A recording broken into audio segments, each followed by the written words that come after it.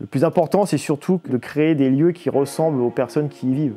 Bonjour Frédéric, peux-tu introduire cette vidéo par une citation ? Tout seul, on va plus vite, ensemble, on va plus loin. Une manière d'exprimer le fait que c'est important de travailler en équipe, en famille ou avec des collègues. On peut rien faire de grand tout seul, je pense. Alors donc moi je suis rouennais, je suis commerçant donc, j'ai 47 ans. Donc j'ai repris un commerce familial de décoration situé à Roanne qui s'appelle Esprit de Maison. Alors donc c'est une histoire familiale puisque le commerce a été repris à l'origine par ma grand-mère et mon père en 1967. C'était déjà un commerce dédié à l'équipement de la maison qui s'appelait la Maison du Rideau. Donc mon père et ma grand-mère ont repris ce commerce sans changer l'enseigne et c'est resté pendant jusqu'en 2001 un commerce dédié au textile de maison, donc sur mesure. Il faisait beaucoup de sur mesure, il y avait des couturières. Mon père allait chez les clients pour installer tout ce qui avait été confectionné au magasin. C'était vraiment un commerce très spécialisé. Alors ma mère a rejoint mon père entre-temps dans les années 80 pour travailler avec lui. J'ai rejoint mes parents en 2001 après mes études à Lyon dans le marketing avec l'idée de créer un autre concept, donc en partant de l'existant. Hein. Je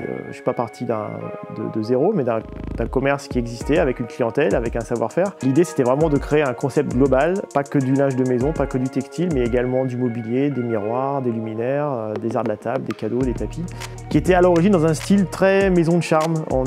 Il fallait quand même choisir un style, parce que comme on était multi-spécialiste, on va dire, on ne pouvait pas faire tous les styles. Donc le style d'origine du magasin, c'était plus un style qui s'adressait beaucoup aux maisons de campagne, de charme, avec beaucoup de matières patinées, avec toujours comme fil conducteur les belles matières. L'idée c'était d'avoir toujours plutôt du bois plus que du plastique, des fibres naturelles plus que des fibres synthétiques. L'idée c'était vraiment d'avoir une cohérence dans le style, mais avec par contre un élargissement des familles de produits. Je ne destinais pas du tout à reprendre le commerce de mes parents et puis c'est pas ce qu'ils imaginaient pour moi non plus. Personnellement j'ai toujours été attiré par le monde de la distribution, du commerce, et donc mes études m'ont amené à Lyon à me spécialiser plus dans le marketing et en particulier du commerce. Donc j'ai eu des expériences dans certaines enseignes à Lyon. Et c'est dans le cadre de ces expériences où j'ai eu l'idée, tiens, finalement, ce sur quoi tu travailles ici, pourquoi tu ne le ferais pas chez toi? C'est là où j'ai eu l'idée de créer le concept Esprit de Maison. Le magasin, à l'origine, avait une identité qui était très axée pour les maisons de charme, plutôt intemporelles, avec quasiment que des matières naturelles, des rééditions de décorations qu'on a pu connaître autrefois. Et depuis une dizaine d'années, on est plus dans une démarche à suivre les tendances, tout en gardant comme fil conducteur quand même des matières de qualité, des lignes plutôt intemporelles. On ne cherche pas à proposer des produits qui sont absolument le produit du moment. L'idée c'est plutôt quand même de proposer des articles qui s'inscrivent dans la durée, dans une certaine durée. Mais par contre on s'est ouvert à d'autres matériaux. Bien sûr que maintenant on vend du mobilier d'extérieur en aluminium par exemple. Le magasin s'est ouvert plus à la tendance, à la création contemporaine, avec quand même comme fil conducteur quand même des belles matières, des belles finitions et plutôt des lignes intemporelles. Alors quand j'étais enfant, moi j'adorais les jeux de construction. Je pouvais jouer des journées entières au Lego. J'adorais tout ce qui est l'architecture, la construction, c'est quelque chose qui m'a toujours fasciné. C'est vrai que je pense que le métier d'architecte est quelque chose qui aurait pu m'intéresser. L'idée de créer, de construire, d'imaginer des lieux en tout cas avec une idée quand même d'esthétique. Construire oui, mais pour rendre le monde plus beau. Contribuer en tout cas à construire des endroits agréables à vivre et à partager.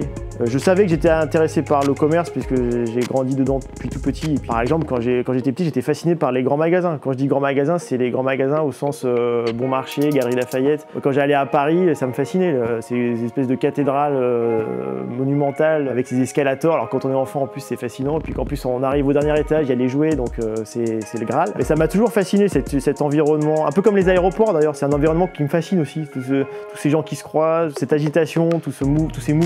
Et dans des lieux qui sont plutôt beaux, bien éclairés. En revanche, j'ai toujours été attiré par l'univers des commerces, par les concepts commerciaux, par comment certaines enseignes ont su créer des vrais environnements de marque. Même sans acheter, on aime y passer un moment. Des lieux inspirants en tout cas. Alors, le magasin s'est agrandi 3 fois depuis que je suis revenu en 2001. 2024, j'ai eu l'opportunité de reprendre le local de mes voisins. On a fait des très gros travaux pour à la fois s'agrandir, mais aussi tout remettre à niveau. On a un magasin maintenant qui offre presque 400 mètres carrés de surface de vente au cœur de Roanne, avec 16 mètres linéaires de vitrine, un étage. On a maintenant une surface qui nous permet de mieux exprimer des ambiances différentes, notre savoir-faire aussi en termes d'harmonisation des matières, des couleurs. Et les clients apprécient un nouvel environnement et nous en premier puisqu'on y passe nos journées. Donc là maintenant on est motivé pour travailler et offrir aux Rouennais les produits qui nous plaisent. Pourquoi Frédéric et pas Fred? Ça dépend qui en fait. La plupart de mes amis m'appellent Fred. Dans ma famille ça dépend des personnes.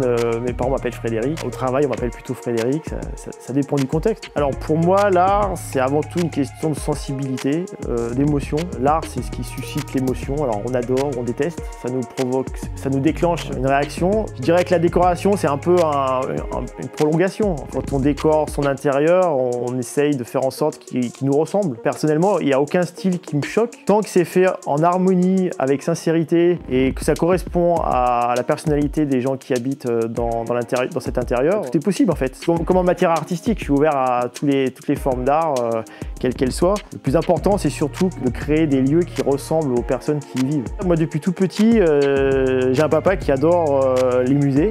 Et c'est vrai que depuis tout petit, quand on voyageait, on est souvent allé voir des musées. Je me rappelle être allé voir le musée d'Orsay, peu de temps après son ouverture, le Louvre bien sûr. Et quand on allait en vacances, je me souviens à Barcelone, être allé voir la Fondation Miro par exemple. Et c'est vrai que quand on a 10 ans, quand on a 11 ans, c'est sûr que ça ouvre l'esprit. Alors après, on a une accroche ou pas. J'ai eu la chance voilà, d'avoir un papa qui m'a sensibilisé à ça. Alors ma mère aussi, bien sûr, hein, elle a une sensibilité aussi artistique, mais elle était moins intéressée par les visites, par exemple. Surtout quelque chose que j'ai plutôt partagé avec mon père. Déjà, notre métier, c'est d'essayer de cerner les besoins du client en posant des questions. Quand on a quelqu'un qui arrive en disant « je ne sais pas ce qu'il me faut, je ne sais pas quels sont mes besoins », notre métier, c'est avant tout de questionner, comprendre l'attente du client, quels sont ses goûts. C'est sûr que quand le client a des photos ou quand on se rend chez le client, c'est plus facile de travailler. Je pense que déjà, si on a réussi à cerner ses besoins en le questionnant, on a plus de facilité à cibler, à lui proposer des choix pertinents. Je pense qu'il vaut mieux être un couteau suisse chez nous parce qu'on doit toucher à peu près à tout. On doit être capable d'assembler des meubles parce que des fois, on a des meubles qui sont à assembler, même si la plupart sont déjà assemblés. On doit être capable d'accrocher des luminaires. On doit être capable de bricoler, de repeindre les murs du magasin. On est un métier en tout cas voilà, où il y a l'aspect créatif et puis il y a aussi l'aspect concret, pratique où on doit être bricoleur. On n'a pas une équipe de nuit de petites souris qui vient pour ranger le magasin. On doit être imaginatif, réactif, agile. C'est important. Alors travailler en famille, j'ai connu que ça puisque juste après mes études j'ai rejoint mes parents. Ça a été un atout puisque travailler avec ses parents c'est travailler avec des personnes qu'on connaît bien, surtout qu'ils m'ont fait totale confiance. Ils m'ont laissé carte blanche pour transformer leur magasin et je les en remercie, ils m'ont beaucoup aidé, j'aurais pas pu faire tout ça sans eux. On a été longtemps tous les trois d'ailleurs à tenir le magasin et ma mère travaille encore avec moi aujourd'hui d'ailleurs. Après bien sûr travailler en famille, forcément des fois il y a des clashs, on se fait pas de cadeaux, on se ménage pas. On a des personnalités qui font que c'est sans conséquence. Internet nous offre des opportunités de contact qu'on n'avait pas forcément avant. Des magasins indépendants comme nous, il n'y en a plus tant que ça. On a des clients même même des Lyonnais, des personnes qui viennent de villes et qui sont pourtant très bien pourvues en offre commerciale. Ce côté magasin indépendant familial, c'est quelque chose qu'ils recherchent aussi. Donc je pense qu'un magasin indépendant, familial, multimarque a sa place dans les années qui viennent et ça nous rend agile. On n'est pas dépendant d'une marque, d'une enseigne. Par exemple, pendant le Covid, les gens ne pouvaient pas sortir, donc forcément ils se faisaient moins de cadeaux. Par contre, ils avaient des gros besoins en mobilier, en aménagement de terrasse. Forcément, on a beaucoup plus travaillé dans cette voie-là. On sait s'adapter et jouer, et tourner les curseurs pour être agile. Donc pour les années qui viennent, je pense qu'on va sans doute axer notre travail sur le digital, sur les projets aussi, faire plus de conseils à domicile. Et pour conclure, je dirais que faire un métier qui vous passionne, on ne voit pas les journées passer, c'est mieux. Même si c'est beaucoup de travail, même si on prend peu de vacances, au final, ce qui est le plus satisfaisant, c'est quand un client sort en nous disant merci. C'est un peu l'objectif qu'on a, c'est d'arriver à satisfaire, fidéliser les clients et passer des moments agréables et à entretenir des relations privilégiées avec nos clients et faire en sorte de rendre leur intérieur plus beau.